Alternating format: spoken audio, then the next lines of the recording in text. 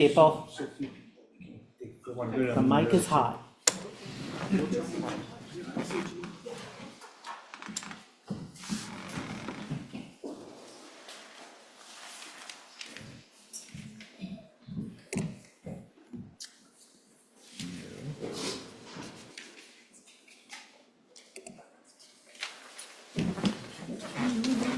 Okay, welcome everyone to the 2025 Publishing Triangle Awards Finalists reading. It's great to have you here. Yes, give it up for the finalists. And I'm sure Rob will be telling you all about the ceremony itself, which is tomorrow, but it's nice to have a little pre-ceremony gathering. My name is Greg Newton. I'm the co-founder, along with my partner, Donnie Jokum, of the Bureau of General Services Queer Division. The Bureau is an all-volunteer independent queer bookstore that we founded back in 2012, and we've been here since 2014. And I'm being helped out tonight by our volunteer, Sylvia Friedman. And as an all-volunteer organization, we are dependent on sales and donations to keep this machine going. So I'm going to pass a bag around. We especially encourage people to donate if you know you won't be buying any books, but we accept your donation even if you do buy books. So I'll pass that around. There's also a QR code on the back if you'd like to give through Venmo. And anyone watching online, if you'd like to make a donation, you can do that on Venmo at BGSQD, those 5 letters by my side. If you're not already on our email list and you would like to be, you can sign up for that at the back of the room, and you'll get an email every other Monday about our many upcoming events. And we have quite a busy calendar through the end of June, and in July we will rest. We'll get there. Our regular business hours are Wednesdays through Sundays from 1 to 7 p.m. and then we often stay open later when we have events such as this. So before I bring Rob Burns up to the stage, I wanted to read a land acknowledgement. The Bureau acknowledges that our organization operates on the unceded land of the Munsee Lenape. We encourage you to join the Bureau in signing up to make a monthly donation to the American Indian Community Houses Mannahatta Fund. The Mannahatta Fund, according to its website, is an invitation to all settlers and non-native people who wish to acknowledge the legacy of theft and genocide that comprise the history of New York City and the United States. And you can find out more at mannahattafund.org. The Bureau also recognizes Palestinian liberation as a fundamental part of our collective queer liberation. And we encourage you to read our flyer on why we think it's important for queer people to speak out on behalf of Palestinians. We have a flyer in the corner that you are encouraged to read. And with that, I now cede the stage to Rob Burns of the Publishing Triangle.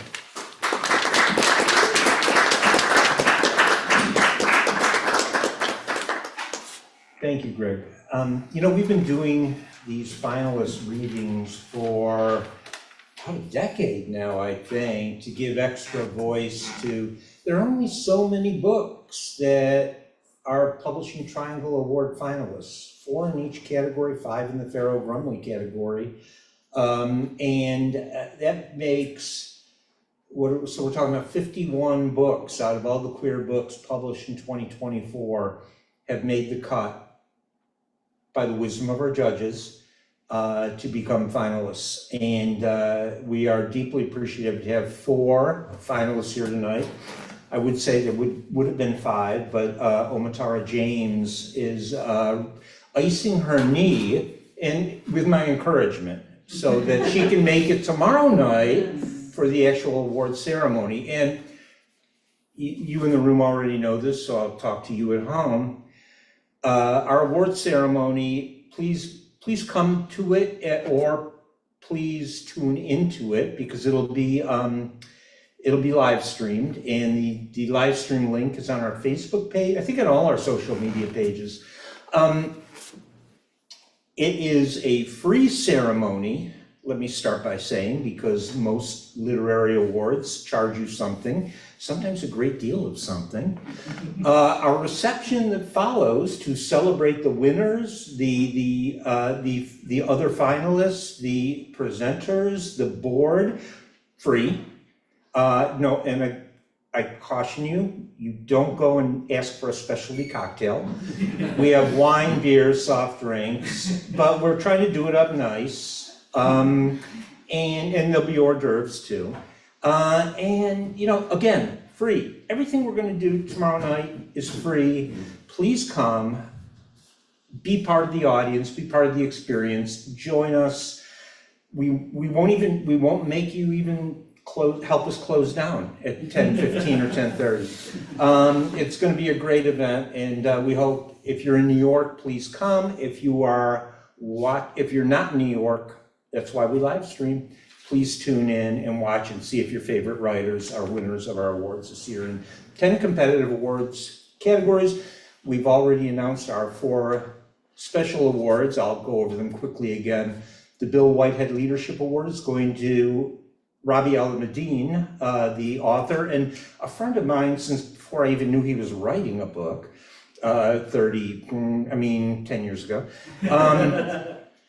The Betty Brazan Emerging Writer Award. Oh my God, I just blanked. Leadership and But Brazan, who's winning the Brazan Award? Why did I? Brittany Rogers. Yes, yeah. Oh, Brittany Rogers, yes, I'm sorry, Brittany, if you're watching. The Betty Brazan, that was the Betty Brazan Leadership Award. The Michelle Carlsberg Leadership Award is going to David Groff, one of our founders 37 years ago. And the Torchbearer Award is going to Transformative Schools, which is an innovative educational experience for trans students and their families. And we're really thrilled about those 4 awards. So let's get on with the program though. I mentioned Omatara. Let's kick it off with RK South. Yeah, please.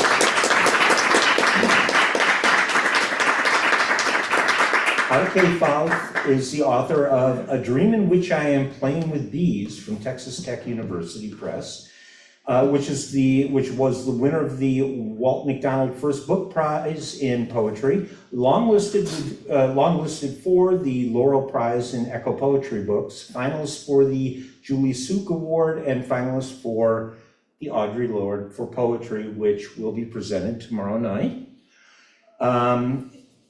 She has received fellowships and awards from the Academy of American Poets, the Fulbright Program, the Oak Spring Garden Foundation, the North Carolina Poetry Society, and the Lannan Center for Poetics and Social Practice. She lives, I hope I took this off your website, so she lives in Asheville, North Carolina. Welcome, RK Fowle.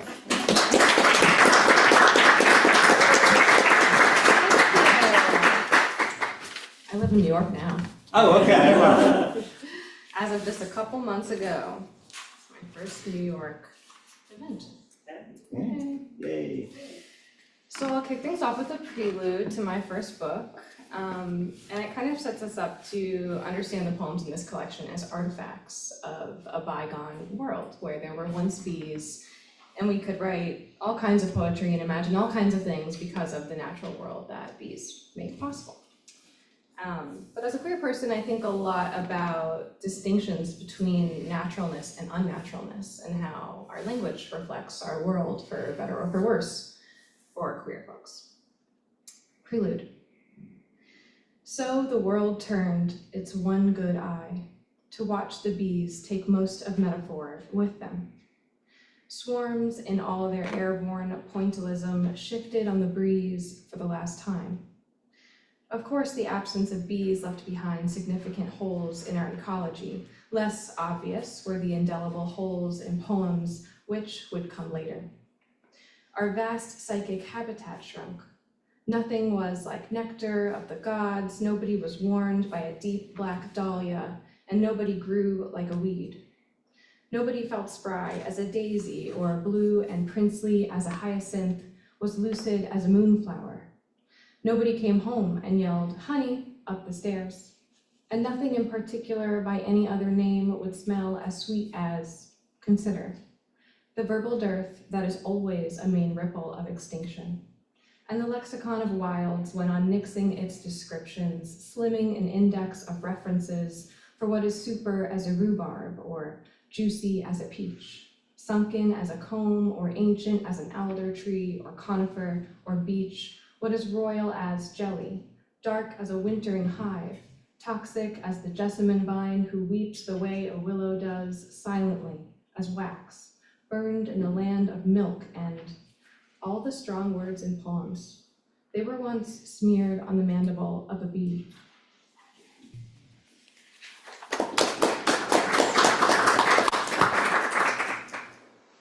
Has anyone never been to a poetry reading before? Everyone's been to, oh, some newbies in the back. I'm going to read 4 more poems. I'll count them out so you know.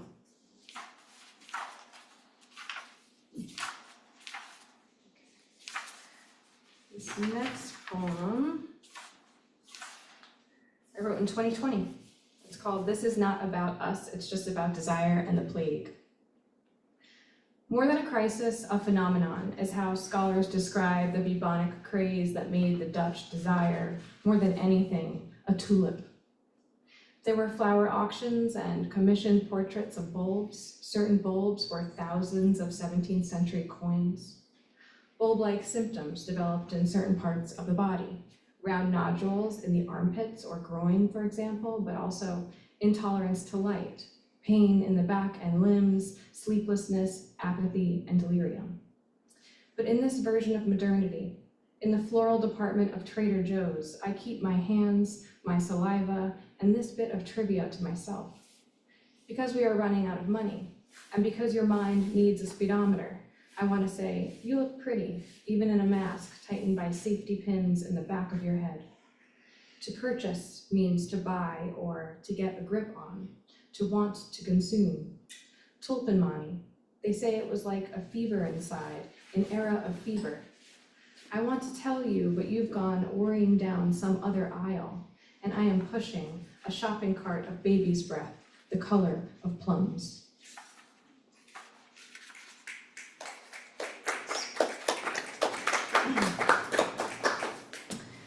This third poem I was told was a risk, so I'm going to read it third instead of first.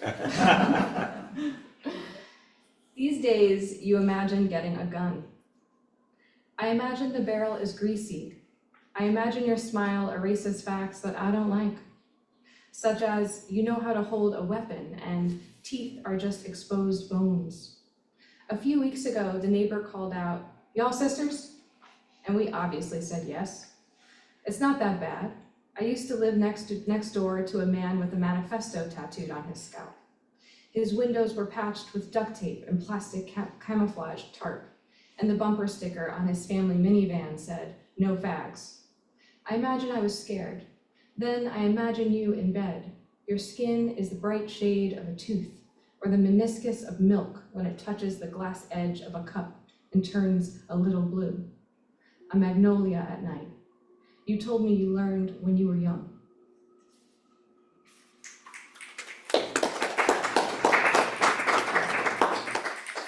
Penultimate poem. This is a top surgery poem. It's called Little Boy, There Are No Roses in this poem.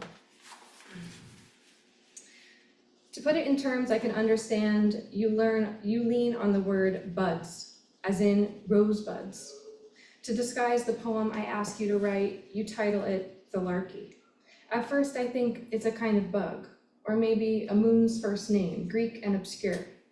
I don't know, you're smarter than me.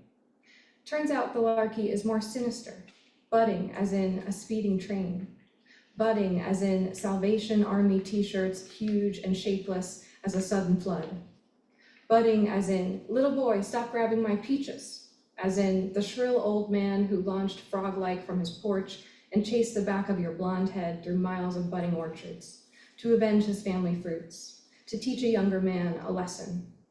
Well, you were hopping fences in Kentucky, and he was a furious gardener, but also the first stranger to ever call you the right thing, as in a boy, as if that was all it took to be seen, sneak into the wrong yard at the wrong biological time, at the right distance, and just try to steal for yourself the ripened world of a peach. It's the afternoon of the surgeon's call. You are ecstatic, and your ecstaticism is mine. My response is missing sentence structure and is botanical in nature for some primordial knee-jerk reason. I cut the heads off 2 roses and float them in 2 wine tumblers of water. I forget my map. I present these cocktails to you as a gift. We don't own the glassware or the house or each other, so really, I give you this image and one interpretation. How free the body of a rose is when not balancing on that plate-spinning stem. Rose body buoyant as salt. Rose body dense as a palmed finch. Rose body just a hypothesis, subject to change, time, and other factors. The cocktails are for me too, maybe more for me.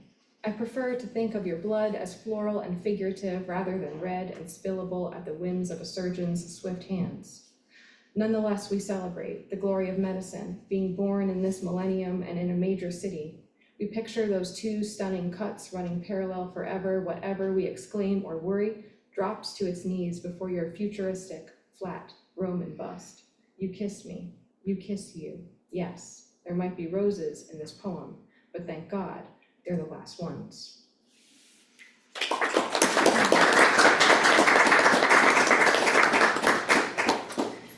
And finally, something else I thought about a lot while I was writing this book is the representation of bees and flowers in these very gendered ways, especially their relationship to each other. It's like birds and the bees, and it's a very straight seeming representation. I think we've all grown up with flowers and bees. One is a girl, one's a boy. And that, of course, kept me up at night. So I wrote this poem called The Botanical Tradition. This much is true. No male bee actually ever meets a flower, let alone kisses her. That means this is a pair of wives. They see each other through a dark keyhole across a perfect line of sight. Nothing else. There is no other possible direction. These 2 are wedded. The story isn't timeless, but it is archaic, full of again and again and again. One is circadian in her rhythms. One has eyes that sleep watching the sun. One is called the wrong name. One is interpreted and remade. Their dynamic is chronicled.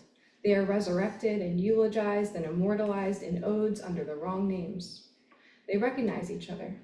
They love so good the arrangement lives for eons, feeding itself. They love under open clouds. They crane their soft necks on the wind. One cannot see herself. One sees an ultraviolet lake where the grass should be. They tell each other how to go. Some days they're so busy.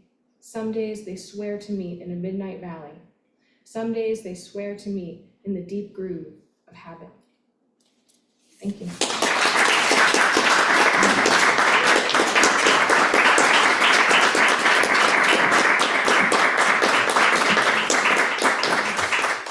Okay, thank you. And by the way, that reminds me, writers that are here, readers, don't leave because the Bureau of General Services Career Division has your books in the back, and I'm sure people would like to buy a copy and have you sign them. I know I will, not you, Margot, I'm sorry, you've already signed all my books. Also, let me, I'm totally remiss, I should have started with this. 3 other members of the Publishing Triangle Board, which is only 8 members to begin with, so 4 of us are here tonight. So I'd like to introduce Carol Rosenfeld, our board chair. Gerard Cabrera. And Jim Berg. And I'm quite certain that at home right now, Emmanuel Xavier has got this all queued up. Yes, please, yes. We let Manny go home so he can get us queued up on YouTube, or on Facebook. So, and we do appreciate that. And Manny will be, by the way, hosting the award ceremony tomorrow night, free, remember.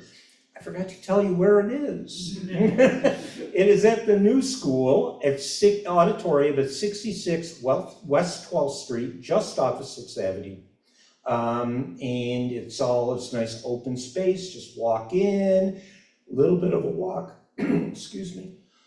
A little bit of walk to get to the reception afterwards, not a ton, just there's another building over on the 11th Street side. We will be there to guide you up. The elevator is slow, don't dawdle in the auditorium, taking your bows after the ceremony because otherwise you'll miss the reception and you'll be sad. Our next reader, I'd say this is spring allergies, but I'm kind of like this all the time now. That's what happens when you get old and the doctors can't even figure it out anymore. No, yes, I know, playing for sympathy here.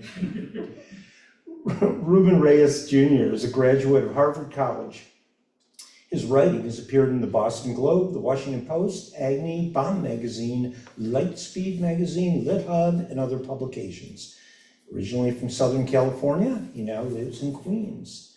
His debut story collection, There is a Rio Grande in Heaven, was a finalist for the Story Prize and longlisted for the PEN/Faulkner Award for Fiction, the Carnegie Medal for Excellence, the Aspen Words Literary Prize, and the New American Voices Award.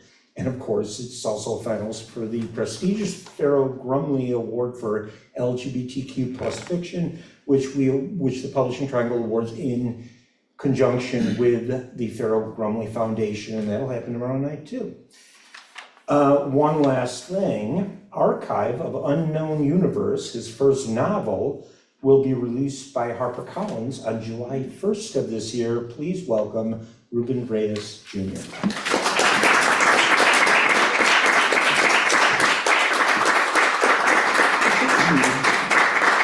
Hello. First up, thank you all for being here. Thank you to the organizers, judges, other finalists. It's a real honor to be sharing space with you today and tomorrow night. I have two short pieces for y'all, but I think I'll talk a little bit more about them than I usually do because I have the time and because I have so many thoughts these days about this book in the context of what's going on today. My story collection is about a lot of things. It's about queerness, it's about migration, it's about history, but it's really about the stories that we tell and who gets to tell their own stories and what it happens when other people try telling the stories of those less powerful or less fortunate than them.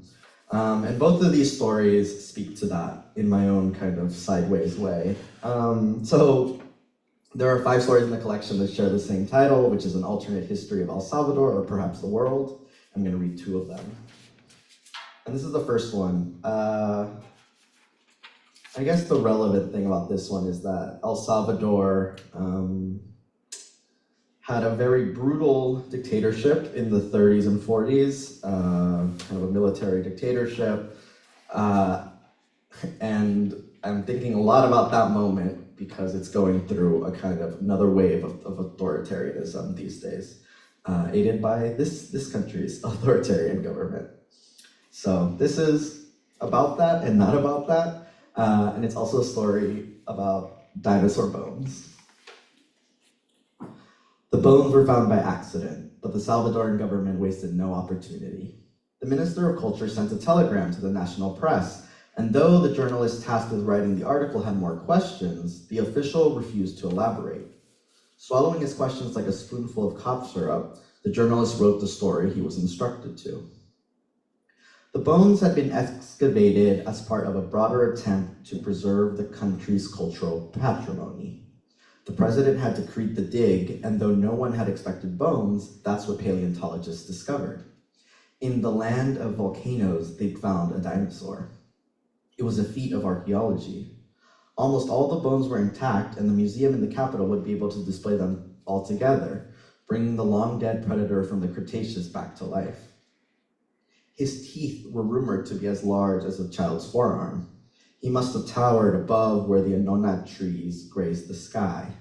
El Salvador was a growing, peaceful, united nation. patriotic citizens had uncovered evidence of an equally powerful and grandiose ancestor. When the fossilized skeleton demanded a name, the choice was obvious. No name was more appropriate for such a majestic beast, one whose bones would be proof of the nation's importance. Maximilianodon, a mouthful but appropriate. The etymology, teeth like the general, teeth like the president, teeth, glorious teeth. President Maximiliano Hernandez Martinez reportedly loved the name and felt honored that a piece of national history would be his namesake. His teeth were not quite as large as the dinosaurs, he joked at a state dinner, but he wasn't afraid to bite if things got ugly. He was a military man, after all. Drawing a little bit of blood once in a while was part of the job. Once the bones had been fully extracted and cleaned, they had to be transported to the capital. They were carefully loaded into trucks, secured with a combination of rope, bricks, and sandbags that would ensure the bones shifted as little as possible. The truck beds were covered with sturdy canvas tarps that made the fossils look like a badly wrapped gift. Large stretches of highway were worn down in patches, so the bones only moved 12 miles a day.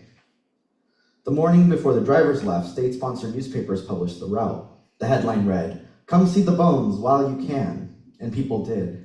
They scurried from their adobe homes, nestled amongst trees and next to plots of land they farmed for larger, richer families, and found their way to the bit of road the trucks would glide past on.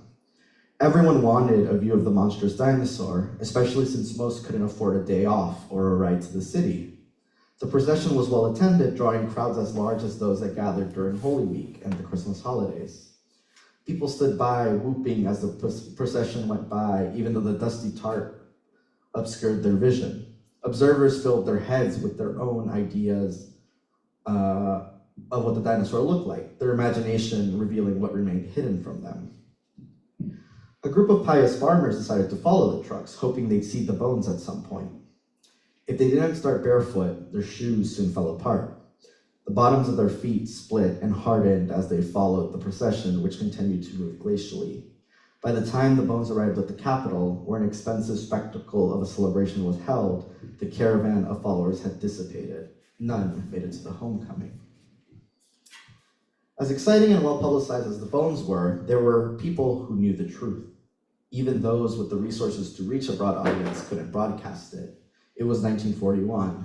The memory of the massacre 9 years prior was still in sight. Terror hid and rewrote details about everything, including the discovery. A clumsy crew of men had found the bones by mistake as they sought to uproot and flatten the land on which a railroad would be built. It was a stroke of luck, though the public would never know. Pipil and Lenca workers from the closest coffee plantation unearthed and cleaned the bones.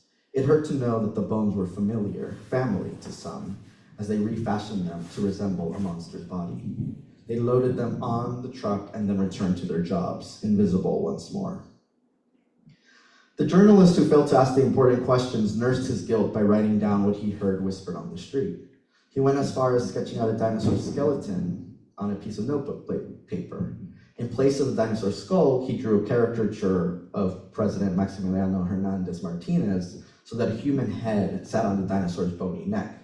The caption read, "Too bad the name Tyrannosaurus Rex was already taken. Tyrant Lizard King sounds just about right." Yeah. To destroy the evidence, he lit the pages on fire, leaving only a small gray streak on his desk. This is what nations are built on, the journalist thought. The belief that we can bury our monstrosities underneath a pile of ash and bones. Thank you.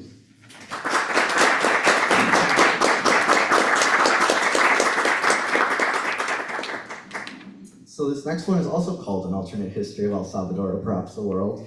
But this one is actually dedicated to Valeria and Oscar Alberto Martinez Ramirez, whose names you may know, but whose picture you've probably seen. They were two migrants who drowned in the Rio Grande, and a photographer got a picture of them that was basically published in every major publication in the US and across the world. And because this whole book is about migration and the risks and the kind of systems that make migration such an issue, not for us, but for the migrants who are forced to leave their home. This was my attempt to try imagining maybe a kinder ending for these two migrants. It's also where the book's title comes from, so it's a very special story to me. There is a Rio Grande in heaven. Oscar and Valeria must cross 1,000,000 times. It is beautiful, much more beautiful than the river on earth. The water is crystal clear, the stones in the riverbed shine like amulets. The cattails dance, bending down to touch the warm water, moving side to side so the dragonflies and bluets can zip through. It is so beautiful, and when migrants arrive at the river's edge, they think to themselves, oh, how muddy and cold, how thundering and tempestuous, how ugly and cruel the other river was, how beautiful this one is. There is a Rio Grande in heaven. It is so wide, wider than the ocean, wider than a soul. The sky and water are one. The angels are dragonflies and bluets, or cattails dancing on the tiny bit of earth where the migrants stand. Oscar crosses the river many times, but every time it's effortless. He backstrokes across the warm water. He builds a boat out of mud and buffalo grass and places his daughter against the hull. She laughs, busy sparks of joy. Oscar and Valeria grow wings, sleek and long like an albatross's, and fly across. All the other migrants follow, in strokes, in boats with giant wings. There is a Rio Grande in heaven. It is abstract, too abstract to describe. The water is like spools and spools of cheap tulle. The birds and butterflies are like memories, dreams, desires. The stones dance like drunkards. The current flows like time. It is so abstract, and when the migrants arrive, they don't say anything. Oscar and Valeria stare at their reflections and see the 1,000,000 people they are. Dry-cheeked Ophelia, humble Icarus, victorious Captain Ahab, undrowned immigrant. They float on, far above the water, far beyond the river's edge. There is a Rio Grande in heaven. It is barely a creek. The trickle doesn't sustain much, though loose strands of wild grass poke out from the dry earth.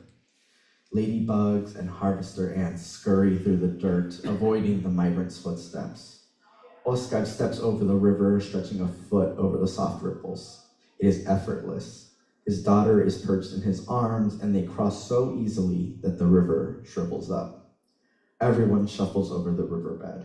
The soles of their feet are dry, and they continue onward to their final destination. The river is an empty wound they leave behind. Thank you.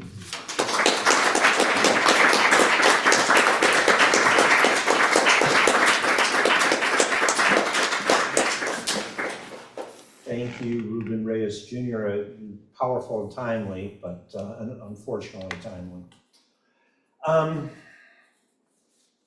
You know we have an award ceremony tomorrow night, but also what we have coming up is on Saturday, May 10th, we'll be here for the Rainbow Book Fair. We still need to figure out the final program, don't we? I actually have I have a note to myself to write it up for you, Greg, and for the board, but I obviously haven't gotten to that. Maybe tomorrow, actually.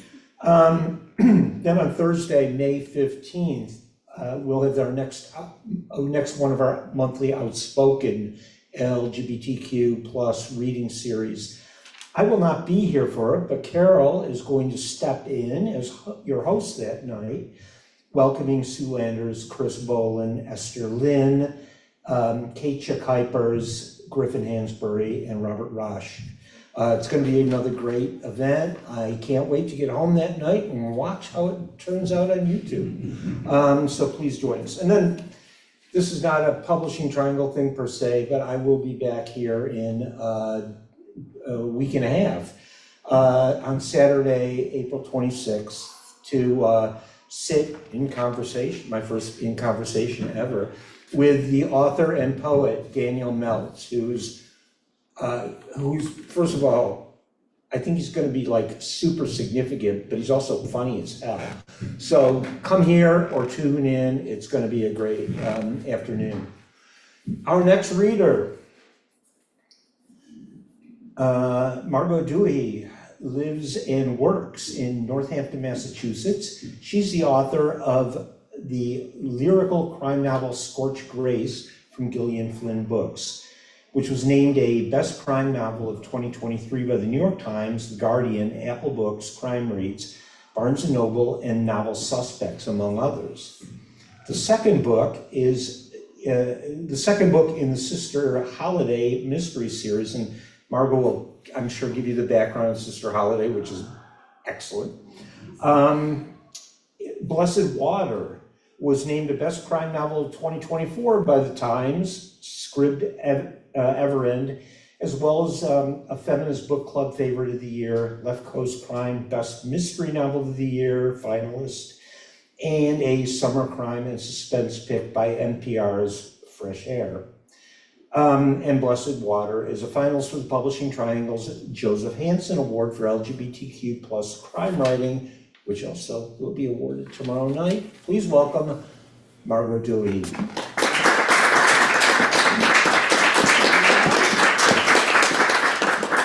Thank you so much, Rob, and to the Publishing Triangle board. What a pleasure to meet you or re-meet many of you and folks at home through the rectangle, through the ether. Technology providing some good for us for a change. What an incredible experience to be amongst poets and writers that speak to my heart, that give us solace in this incredible tyrannical moment. You know, we know what it's like to swim upstream. This is nothing new. However, it's particularly at an inflection point. Our books, the books that you are supporting with the Publishing Triangle, that you are writing, give us a chance to feel that we are not alone, that we have community, that we have a voice, that we matter. I can't imagine my life without reading Giovanni's Room when I was a young, maybe too young, I don't know, young queer kid growing up in Scranton, Pennsylvania, and I came to reading like a little bit late for a variety of reasons, but once I clicked in, I found that sanctuary, I found that the sanctity, that incredible experience of feeling like you can see yourself in another story. Of course, James Baldwin's life is incredibly different than mine, and yet I felt like I was in the skin of his characters. I felt seen and held. And that's, certainly a little bit of what I'm trying to do with my mystery series. There are 4 books in the series, inspired by my Catholic school days, St. Clair's and St. Paul's School in Scranton. But from a Lebanese American family, very Catholic, the Catholic side of the diaspora. And the idea of growing up with a kind of, in a way, that epistemology, how you know what you know. Catholicism is a big part of that. Growing up, realizing I was queer, being a little bit ostracized, / not, priest not giving me communion, etc., gave me a lot of space to really think about what I believe, why do I believe it. And I gravitated towards George Michael's, cross earring and crucifix earring, as well as Madonna's iconography, especially with the character that I'm writing about in the series, borrowing from the continuum that I love so much, the hard-boiled school. So the wisecracking, lone wolf, hard-living, hard-nosed, hard-drinking character in the mean streets, and queering that with a lesbian, tatted-up, gold-toothed, genuinely devout, iconoclastic nun sleuth. So a lot of the context, just to give you a sense of the craziness that lives in my mind and why I'm really interested in religion right now. It's being weaponized, of course. And somebody's making bank every time Catholicism is, or religion in general, is somewhat weaponized. I don't believe that's healthy. I think religion is very personal. I think faith is very personal. No one can legislate what you believe or what your soul is. And so there's a bit of resistance in my books. I get some really interesting emails. But folks that have wandered away from the Catholic Church, but still, go to midnight mass or whatever, or, still find those prayer candles kind of enticing. I got a lot of love from that community. So I'm really interested in all of that and more, but at the heart of it is a gripping whodunit, a ripper. This is the second book in the series. You know, all of the State of the Nation polemics or whatever have to come second. I'm really, really keen on the beautiful, reparative, glorious power of entertainment. And, you know, File Away, Sister Act is another one of my great influences here in my Lesbian Nun Sleuth mystery series. And through the entertainment, then, you know, we get our Trojan horse in there and beyond. And the characters hopefully live with us in the same way that David and Giovanni will always live with me through Baldwin's work. Whether it's God, science, or magic doesn't matter. You can swallow a glass rosary bead and survive. I know, because I swallowed one that awful weekend and didn't die or double over. Cheating death on Easter, classic. After my prayers for clarity, for forgiveness, for a cigarette, for a way out of this, can I curse? Yeah. A way out of this We encourage it. fucking mess. Deep inside the wet cave of my body was an unmistakable tickle. I could even hear the rosary bead sloshing in the chem-dark bathtub of my guts. Contractions of a tiny, secret heart, still beating. It breathed liquid, as we all did, one body inside another body. We prepare for life fitting perfectly. In the womb, fluid night. Before things become beautiful or terrible, there's no separation, no good or bad, until we're pushed into the light. The bead fought my stomach acid for hours, leeching its blessing, poison, or unmet wish. Anything hidden always finds a way to escape, no matter its careful sealing.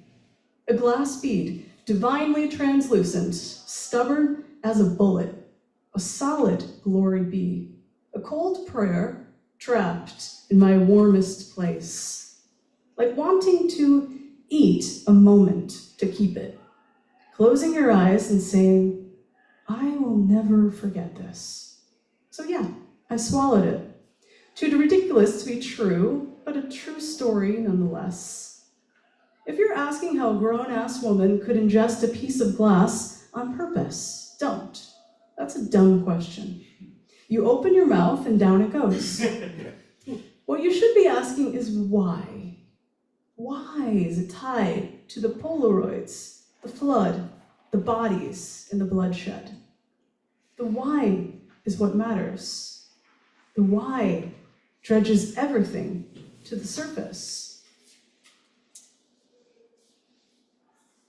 Just like a bit of a prologue. I'm just gonna read one more page. This mystery takes place over 3 days, not giving a spoiler to say that she discovers a dead body of a priest floating in the Mississippi River, and then another priest goes missing, and it's a search for that cool priest. But it's told in 3 days: Good Friday, Holy Saturday, and Easter Sunday. And I wanted to take that Aristotle's idea of the three-act structure and tragedy and really queer it for a variety of reasons, but with some lyrical patterning. So it starts at 7 a.m. on Good Friday. Sister Holiday is what I prefer to be called. Not Holiday, not Sister, and definitely not Sis. But I let it slide when Rivaux called me Sister Goldsmobile as she tapped her left canine, as if I'd ever forget I had a gold tooth. Without mirrors in our convent, maybe I could have.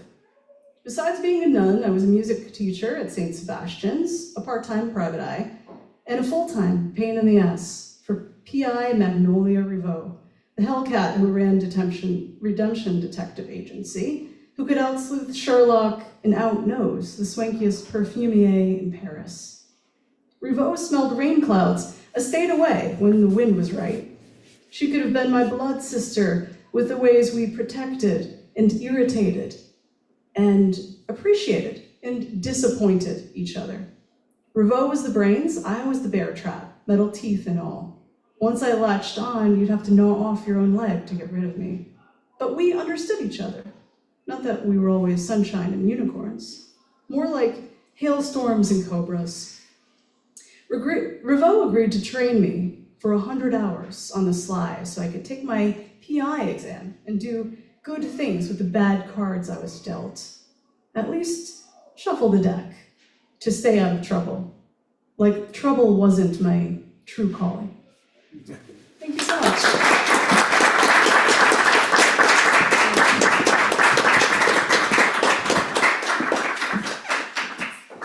Thank you so much, Margot.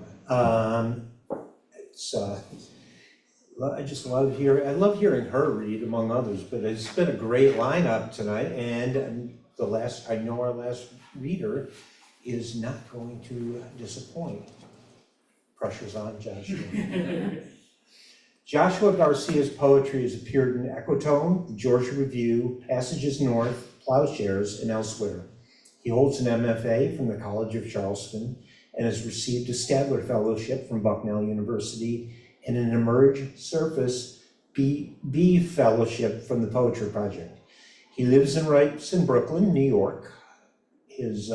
Meaning 3 of our 4 are native tonight. Margot, you're welcome anytime to just move in. We got 5 boroughs, lots of room. You can move over to Jersey City with me, And Joshua's book of poetry, Pentimento, is a finalist for this year's Tom Gunn Award for Gay Poetry from the Publishing Triangle, which will be awarded tomorrow night. Please welcome Joshua Garcia.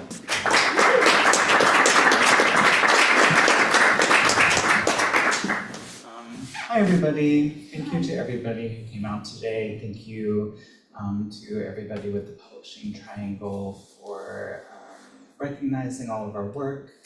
And thank you to the Bureau for hosting us. It feels really special to be reading with and gathering with folks to celebrate queer writers. And in the words of our beloved Carrie Coon, I'm just happy to be at the table. So thank you. I'm going to be reading 3 poems from my collection, Pentimento. And the first poem I'm going to read is from a series that explores the parable of the 10 virgins, which if you're a nun, you're familiar with.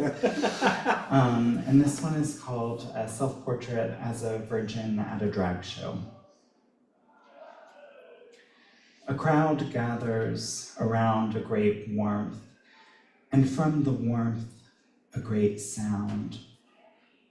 And seeing the people enjoy themselves, I thread into the scene tentatively as a base stitch, binding the peripheries of sound and color.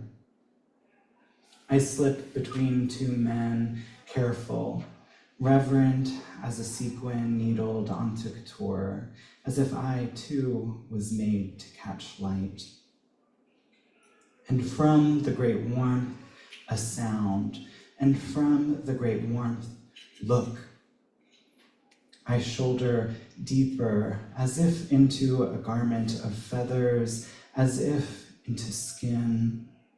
The crowd waves dollar bills to stoke the kindling, to feed that which consumes and does not consume. And I, not knowing to carry money, open and close my hands to air, like a boy clapping a mason jar over lightning bugs in rural Tennessee, wondering how to collect that kind of burning in a glass. Thank you. So I'm assuming we have some Franco O'Hara fans in the house just based on the demographic of our audience. You might be familiar with a Franco O'Hara poem called Katie, and in that poem, he writes the line, "Someday I'll love Franco O'Hara." Since then, Ocean Vuong has written a poem with that line as the title, using his name, "Someday I'll love Ocean Vuong." So has Roger Reeves, and this is my poem in that lineage, "Someday I'll love Joshua Garcia." So, my new thing is apparently getting high and sexting strangers. If you knew me, this would surprise you, but you'll have to take my word for it. My glasses fog over when I step into the heat, and I like this view of the world, softened, no morality tangled into it, just the pure reaction of one surface meeting another, and my neighbor, who is perpetually smoking on her stoop, all voice and blur, like a memory or something else that feels real but isn't. I quit smoking 22 days ago. We'll see how that goes. Last night, I wanted to take a picture of the sunset, but it was impossible to capture without a steeple in the way, so I shrugged and let the moment pass. How is it that one man can ruin a whole city for you, marching around the walls of your heart until it collapses? Never ask yourself, and then what? Ever. John takes me to his father's rental properties, where we fix an oven light, fumble with the broken arm of a deck chair, and straighten a tablecloth. A woman sees us locking the door behind us. I was raised to think 2 boys alone looked like a crime. At the beach, the wind whips a cinder from John's cigarette across my arm. I don't react, though it leaves a small mark. What's one more lashing on this sand-strewn body? In the water, my hands reach forward through a current that pushes me back. I rest in the tension like a gull that opens its wings and lifts with the breeze, hovers there, not flying really, not moving forward, just letting the air push against its alabaster chest for the sake of feeling the push. On my phone, I keep a running list called dating questions. What brings you joy? What makes you feel alive? Favorite fast food French fries? I never walk out of the ocean without thinking of Daniel Craig in those little blue swim shorts. And though Joshua Garcia will never look like Daniel Craig, I still admire how golden my belly is after being in the sun all summer, and I cradle into the curve my spine makes in repose. My mom thinks I'm too skinny, and my roommate thinks men under 6 feet aren't sexy. When I get home, I peel off my still damp shorts and look at the pale of myself in a mirror. If I feel beautiful and no one is around to see it, am I still running out of time to do this thing on my own? Joan Didion wrote, "No eye is on the sparrow." We are responsible for ourselves and for each other. For now, let me build my love on yours, and the love you received before that, and the love that came even before that. I no longer ask things of God, but sometimes I still say thank you. Love is a bleeding. Can you feel it?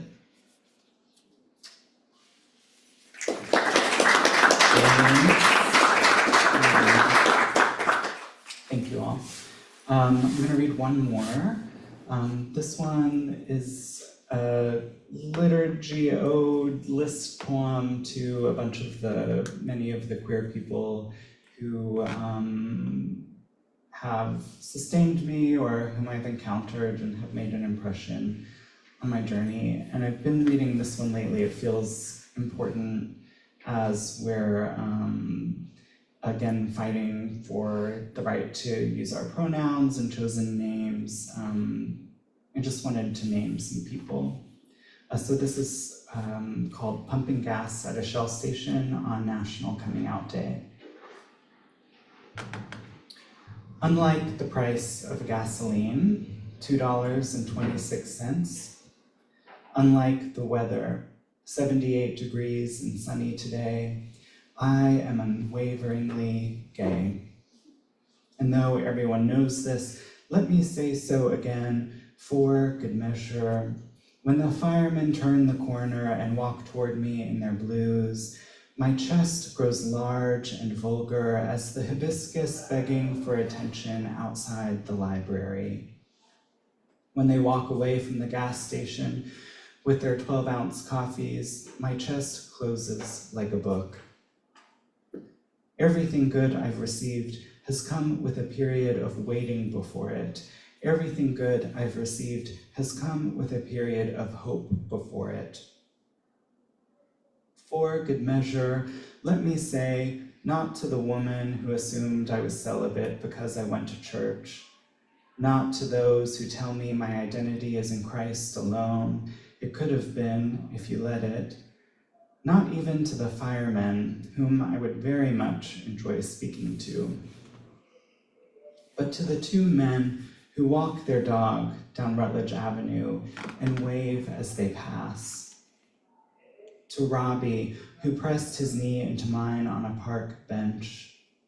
To Michael, who plays the oboe if and when he wants to. To Nate, who leaned in to kiss me and missed. To Monty, who tweeted about menstruation this morning. To Caitlin, without whom I wouldn't end up in unexpected places at 2 a.m. To Ellen, whose skincare routine I admire. To Kat, who studies the art of repose. To Adam, who wants to know what it means to be a good man. I want to know too. To Garen, who told me where they bought their sunglasses. To another Adam, who kissed me on New Year's Eve. To Ivy, who left glitter on my passenger seat. To Maggie, who is a garden. To Scott, who spoke up. To Spina, who has perfect eyebrows. To Rebecca, who took me swimming. To Emma, a reluctant poet. To Yuri, who made me laugh. To Gardner, who is in love. To Haken, let's listen to the music now. To Randy, who is flying. To Holly, who is smiling. To our dead, Bart, Tchaikovsky, and Jackie Shane. To Channing Smith. To Nick, who asked me what I needed to be asked.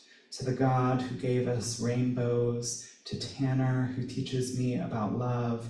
To Stephen, now, then, someday, somewhere in queer time. To the man who kissed me in the Kroger parking lot. To Andrew, all the cherry blossoms. To Ryan, I stole your cigarettes once when we were younger. I am sorry. To Leo, who kissed my feet. To Tori, who made me feel safe. To Tyler, who trusted me. To John, I want to paint my nails like yours. To Stephanie, from coast to coast. To Allison, from beaches to waterfalls. To Lee, who kept me sane. To San, whose laugh is full of glamour. To Rick, who rides roller coasters. To Adrian, who kissed me by a cool stream. To Sylvia, my comrade. To Jillian, who pines over angels. To Kelsey, who built a cabin. To Blanchard, I see you. To Drew, I remember you. To those braver than me. And, though I could keep going, to the man whose kisses I may someday take for granted. Where you go, I will follow with the abandon of the boy who, just now, believing in the impossibility of traffic, believing in the impossibility that anything might delay him, sprints across Upper King Street with a bowed head and fistfuls of palm fronds, with my arms tucked behind me like wings. I will follow. Thank you.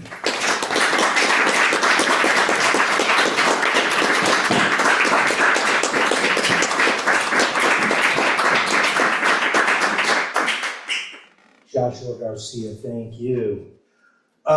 Remember, everybody, that does it for our readers tonight, but you're not quite done yet, because I need to remind you once more, Publishing Triangle Award Ceremony tomorrow night, and reception that follows, free.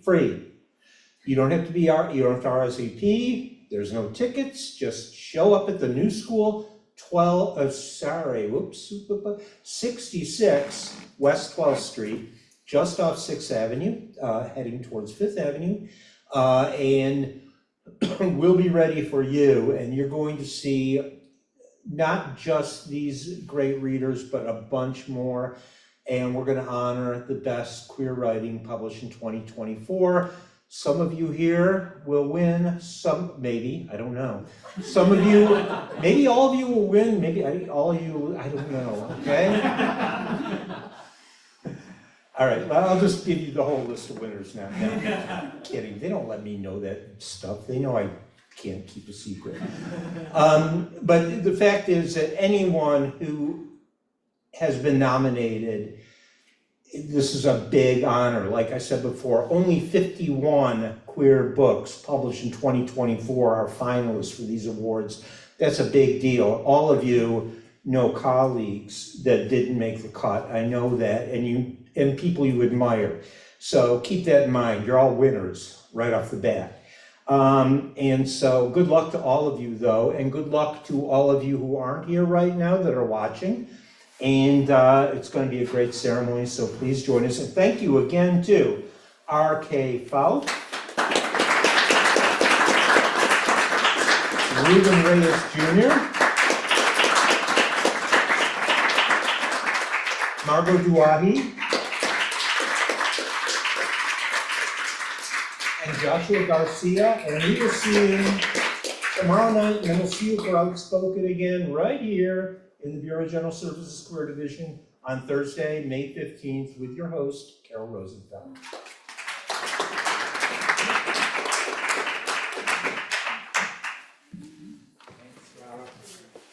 We've got books at the back.